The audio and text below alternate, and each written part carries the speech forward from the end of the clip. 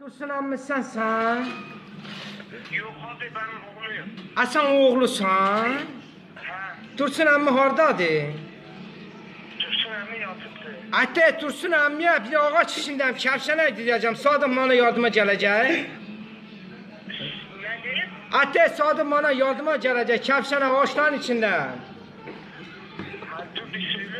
Bir dinlə daha yatı saat kaçtı bu saatte yatı bu? Abi anlamıyorum ki sen bir Ver Dursun emmiyə ver. Dursun emmi hardadır Dursun emmi? Alo.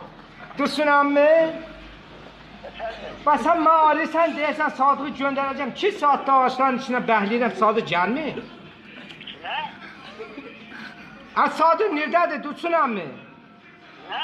Sadıq emmi neredədir? Kim? Dursun emmi sən indi neredəsən? Ya anlayamadım sesini alamıyorum. Kimsin? Benim Xədir'i tanımsan ağaççı bilə, bu deyirəm ağaçları. Kim? Gene deyil ki. Xədir deyirəm, Xədir Naçmanlı.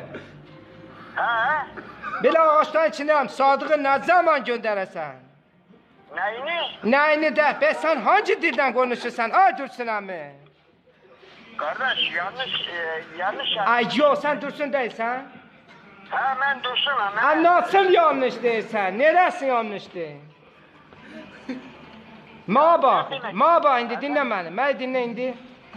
İndi saat kaçtı? Saat? Saat kaçtı indi? Saat 8:30 ha. Saat 9 dediğimiz çocuk gələcək bura. Bax, mən bahçədə bəhləyirəm. 2 saatdır səni bəhləyirəm. Oğlum yanlışım. Gene oğlum deyir. Sən kaç yaşındasan ma oğlum deyirsən?